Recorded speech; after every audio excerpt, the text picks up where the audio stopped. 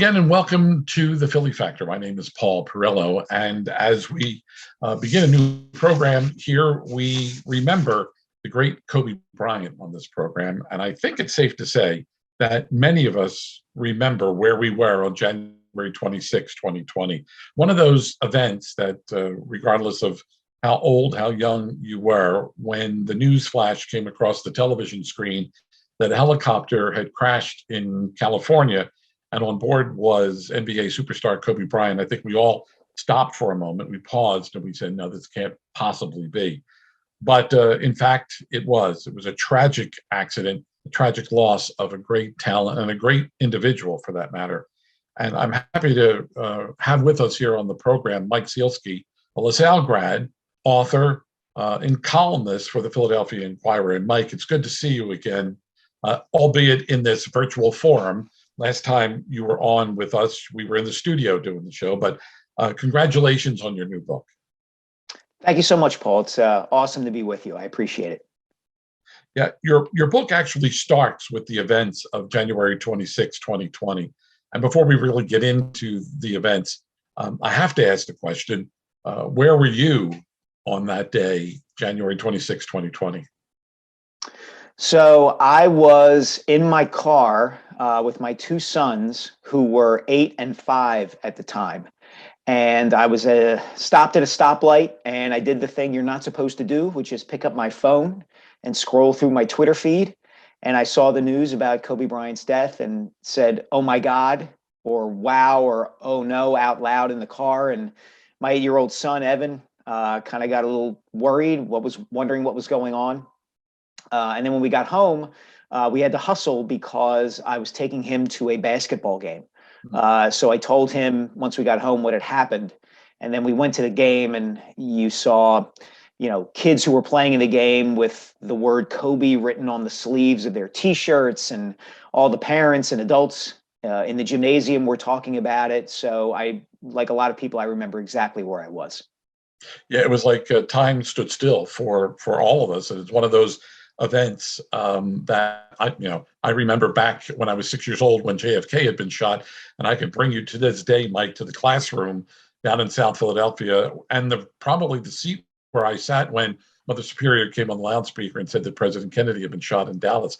It was such a moment, nothing like perhaps since 9/11 that many of us will remember always where we were on that day. And of course, as I said, your book, and I should mention the title of the book, Kobe Bryant and the Pursuit of Immortality, The Rise. Your book starts with the events, but doesn't necessarily dwell on the events of that helicopter accident. No, that's right. The book is really focused on the early part of Kobe's life, kind of the first 17 or 18 years of his life. But what I wanted to do in the opening was look at his death and the immediate aftermath of it through the prism of his life and the people he knew at Lower Merion High School. So that's the entire first chapter, is the aftermath of his death and the reaction and response to it from people at Lower Merion who knew him. People like his coach at Lower Merion, Greg Downer, friends of his, teammates of his, things like that. I wanted kind of the immediacy of his death right at the start of the book. And then the book kind of travels back in time, so to speak, to the beginning of his life, and then takes the reader on the narrative journey through the first 18 years. Yeah, a lot of people know that Kobe played high school basketball at Lower Merion, but his life, I mean, his roots, while he was, many consider him a Philadelphia native, he wasn't born in the United States, was he? Yes, he was. He was born in Lower Merion Township, he was, just outside of Philadelphia. He lived in Italy for the better part of 8 years when he was young, because his father, Joe, was playing professionally abroad during that time from about 1983 until 1991. Kobe spent most of his life in Italy during that period. And so his talent for basketball was really sharpened, if you will, during that time in Italy and under the mentorship or the guidance of his father? Yeah, it absolutely was. Joe Bryant, as anybody who's affiliated with LaSalle and familiar with LaSalle athletics probably knows, was was a high school superstar in the 70s at Bartram High School in Southwest Philadelphia, and then a great player at LaSalle College in the early to mid 1970s. Then spent 8 years in the NBA, and his career there was kind of star-crossed. Joe was a really talented player. He was 6'9" tall, could do anything, shoot, dribble, go behind his back. Very creative player. But he came along at a time when if you were 6'9" tall, coaches generally stuck you under the basket and asked you to post up and be a big man and not move around a lot. And Joe never felt like he got the recognition and the shot he deserved during his career in the NBA. So in 1983 and 1984, he and the family moved to Italy so that he can continue his professional career there. And it's really there that Kobe gets a firsthand look at professional players. He's at all his dad's games. He's at practices. He's playing on his own. He gets to see what pro basketball, while not the NBA, looks like up close. You know, the footwork that these players use to get their shots off and to move around the court, the fundamentals, all the things that these European and Italian players used to succeed in their league, Kobe adopts to himself. One of the things that, if you ask anybody familiar with Kobe's career and kind of the technical aspects of basketball, what made Kobe stand out, it was that his fundamentals and particularly his footwork were absolutely flawless, probably better than any perimeter player who ever lived. And, a lot of that can be traced back to his time in Italy.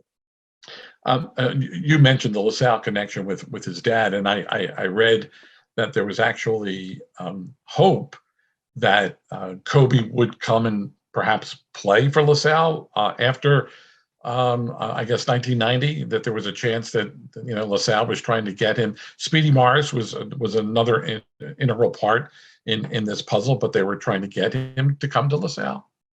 Yeah, that's actually one of the major narrative threads in the book. I didn't want to just focus on Kobe, him alone. I wanted to show in some ways the ramifications of his actions and decisions and choices that he made in his early life and the effect that they had on other people and entities. And LaSalle was one of them. Yes, early in Kobe's high school career, he thought seriously about attending LaSalle. And his father, Joe, was an assistant coach under Speedy Morris at the time that I was an undergrad at the university. And I can speak to the fact that a lot of us who were students and alumni at the time were very excited about the prospect of Kobe potentially coming to LaSalle. In fact, the former athletic director at LaSalle, Bob Mullen, took some special steps to try to ensure that Kobe would end up at LaSalle. He gave Joe a promotion and a raise. He arranged for Kobe's older sister, one of the two, Shea, to get a full volleyball scholarship to LaSalle without the volleyball coach at the time ever having recruited her. As it turned out, none of these measures worked. By the time Kobe's senior year began at Lower Merion, he wasn't going to go to LaSalle. But he did think about it for a while. And there was that possibility. But, by the time he really entered the public's consciousness, his decision to jump to the NBA had pretty much already been made. Yeah. Everything works out for Kobe. He actually becomes a superstar in the NBA. And from what I gathered and what I saw is that Kobe never really forgot his Philadelphia connection. I mean, whenever he came back to play the Sixers when he was with the Lakers, he never really forgot his connection to or his roots to this area. I mean, he came back to Lower Merion generally once a year. And, he had grown up steeped in the Philadelphia basketball tradition. But the flip side of that is that he always kind of thought himself as destined for something bigger and beyond Philadelphia, whether that was the possibility of attending LaSalle, whether it was, he didn't really want to play for the Sixers. He didn't grow up dreaming playing for the Sixers. He grew up dreaming of playing for the Lakers, being the next Michael Jordan. And I think that goes to the heart of why his relationship with the Philadelphia area was so fraught for so long. It wasn't just that when the Lakers played the Sixers in the 2001 NBA Finals, Kobe says, "I'm going to cut the hearts out of the Sixers and their fans." And people around the Philadelphia area went apoplectic over that. It's because Kobe always saw himself moving beyond Philadelphia. I'm destined for bigger and better things. And I think Philadelphia, being the parochial kind of area that it was and it kind of rubbed people the wrong way. Who is this guy think he is? Not only is he not really from Philadelphia because he grew up in Lower Merion Township, but he thinks he's better than the rest of us. And of course, the irony of that too is that Kobe, in temperament, in his competitiveness, in his work ethic, was exactly the kind of athlete who, if he had played here for the Sixers and spent his entire career in Philadelphia, would have been a god. There would have been no other athlete as revered as he was, for all the reasons that people ended up disliking him. Yeah. So where does this mindset come from? Was it his time watching, his dad play in Italy, or watching how the other players played? I mean, where does this? Mamba mentality. Yeah, exactly. I think it's you're asking the nature versus nurture question, Paul, and I think it's 50-50. I think he was just born with a drive that very, very few individuals in any field have. But I also think that in terms of the environment he came up in, it couldn't have been better for him to be groomed to be a great basketball player. His father had been a great player and a schoolyard player, star in high school, college, unfulfilled in the NBA. And I think that gave Kobe something to shoot for, and something to try to surpass in his own mind. He spoke of trying to redeem the Bryant good name in the NBA. Joe could show him the ropes. He had played in the NBA. He had gone through the college recruiting process. He had played overseas. And then you have to mention Pam Bryant, his mother, who was, strong Black woman, raised devoutly Catholic, in charge of the household, very much a disciplinarian when it came to her children's academics and behavior. But both she and Joe were kind of hands-off and indulgent of Kobe when it came to basketball. And in some ways they could afford to be, because he was so driven, they didn't have to push him themselves. You don't hear a lot about Joe and Pam Bryant being stage parents, of pushing Kobe and driving him and making him play and making him work on his game. They didn't have to do that. He did it all on his own. And, I think that aspect does come from Pam, that drive and that desire to be great. And then you have the Joe side of things where, the ability to be great and the understanding of an experience of what it would take to be great came from him. When and going through the book, and I should also mention that there's an accompanying podcast that we should mention here. Everything today is a podcast, and so I have to. Was that the intent, that when you wrote the book, that there would be this accompanying podcast for the book? Not when I first started on the book project, no. But the reason the podcast came about was because during the course of my research for the book, a source and contact and friend of mine, Jeremy Treatman, who had been a confidant of Kobe's when Kobe was in high school, had done several interviews with him in the mid and late 1990s. The two of them had tried to write a book together, and the project didn't come off. But Jeremy had kept the micro cassette interviews of his talks with Kobe for that project. And 3 days before Christmas of 2020, he found those micro cassette tapes. He hadn't listened to them in 25 years. And he gave them to me, and I was able to listen to them and, weave Kobe's thoughts and sentences and words into the narrative of the book. And then I took the tapes and we turned them into a podcast called I Am Kobe. It's this 12-part narrative podcast. And you can hear Kobe as a 17, 18, 19-year-old kid talking about what it was like to play high school basketball, his relationship with his parents, what it was like to meet Michael Jordan, all of these sorts of things. So it wasn't my intent, but through good fortune and some luck, I was able to come across these tapes and use them for both the book and the podcast.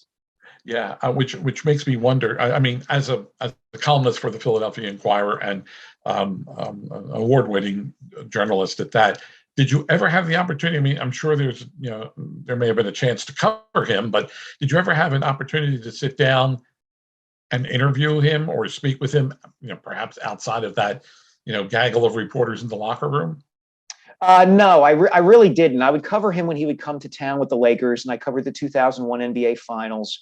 And there's one anecdote that I relay in the book in the afterword.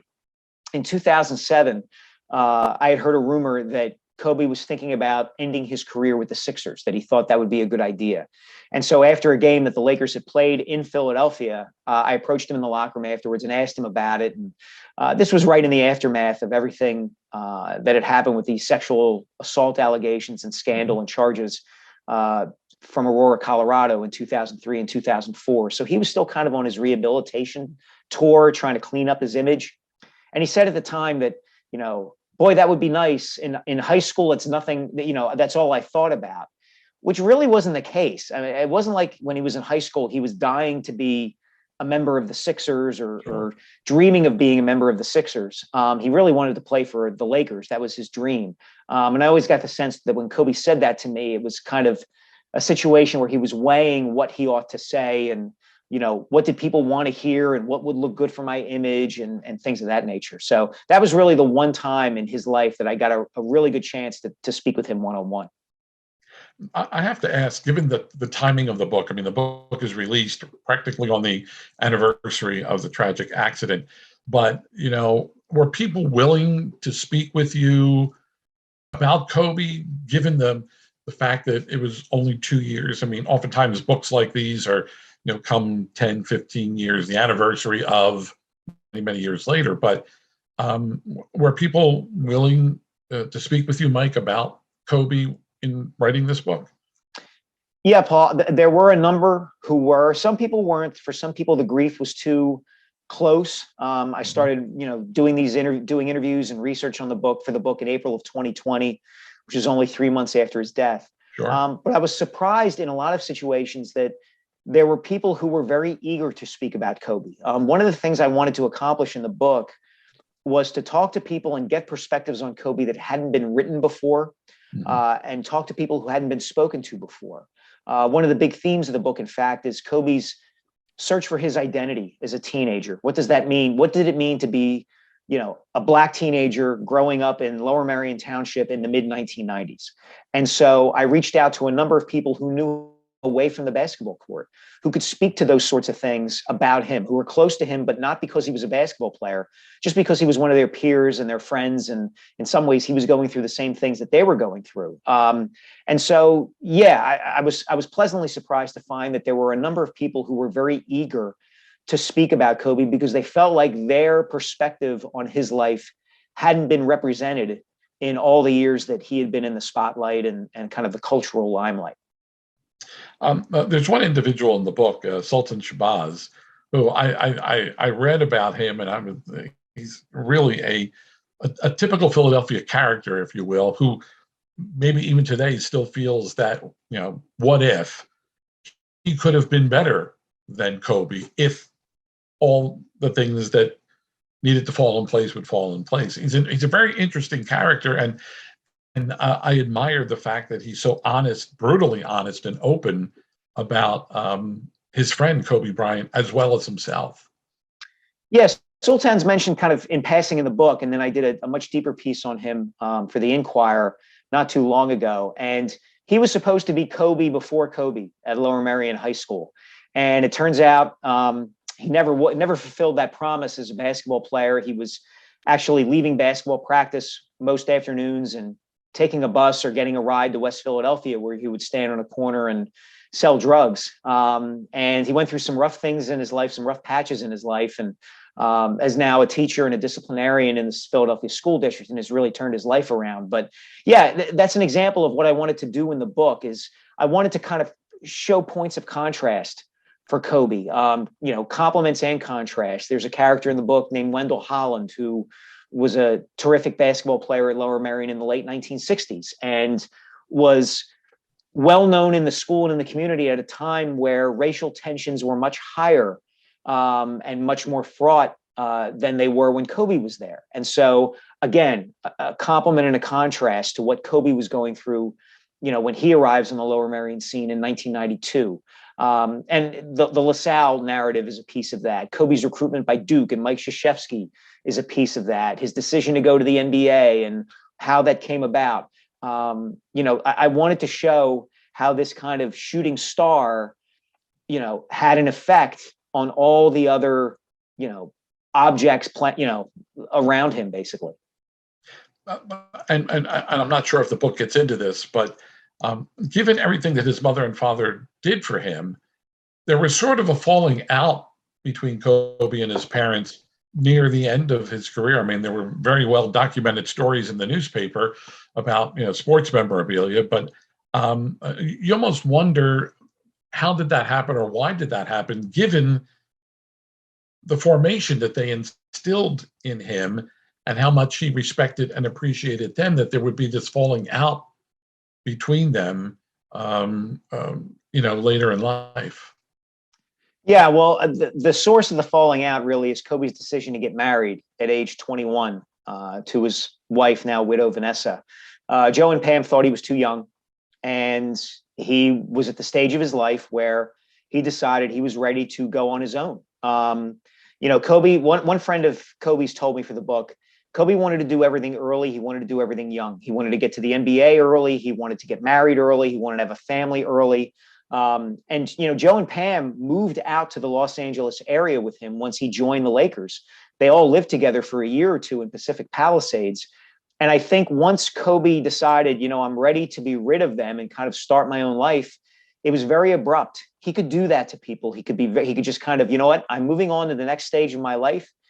And if I cut you out or you're not coming along for the ride, then that's the way it goes. And in the end, he was able to do that with his parents to a great degree too. And, Joe and Pam didn't speak to me for this book. They haven't spoken publicly since Kobe's death. And I have to think that, I'm just taking a guess here, but the idea that lingering regret of, we never really patched things up with our son, but we'll always have the chance to do that. And that chance is now gone, has got to be a source of just incredible heartache and regret for them. I can't even imagine what they're thinking and feeling and have been going through over the 2 years since Kobe's death. Sure.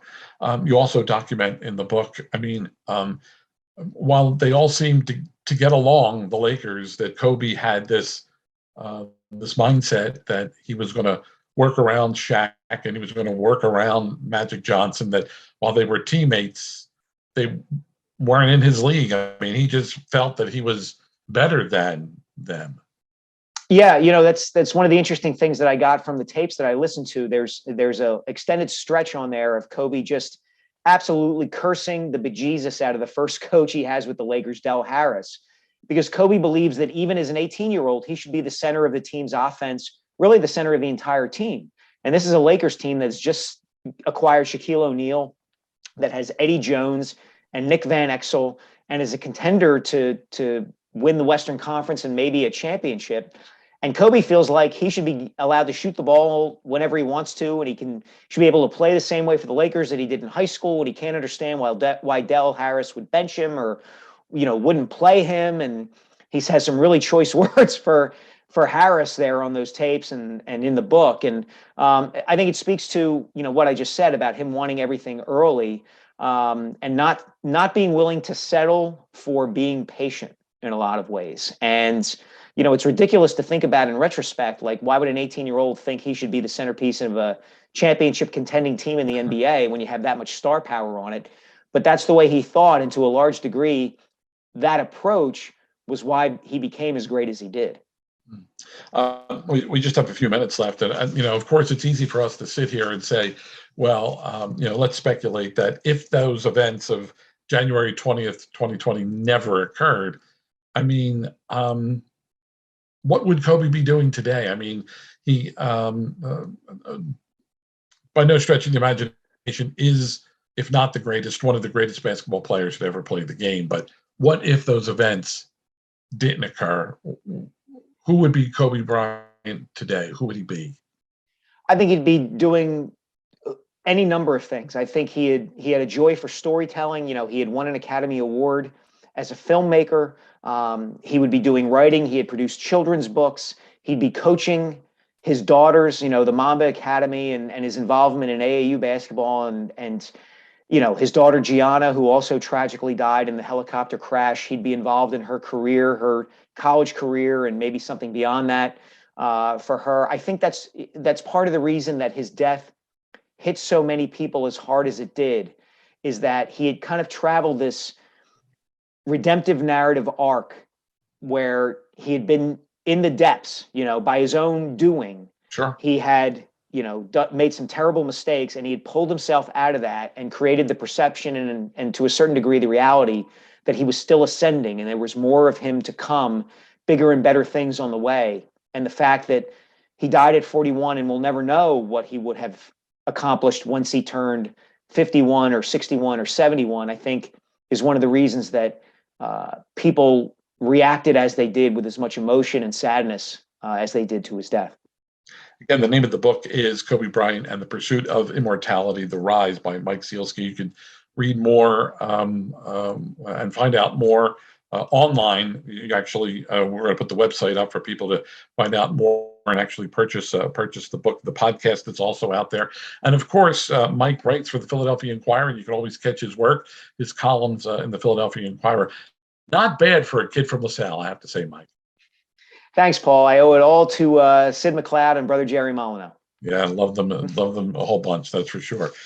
Again, the name of the book, Kobe Bryant and the Pursuit of Immortality, The Rise by Mike Sielski. And Mike, congratulations on the book. And hopefully next time, when your next book comes out, we'll be able to sit in the studio and talk face to face instead of in this virtual studio that we're engaged in today. I hope so, Paul. Thank you so much. Thank you very much. Until the next time, ladies and gentlemen, my name is Paul Perello. Thanks so much for being with us here on the Philly Factor.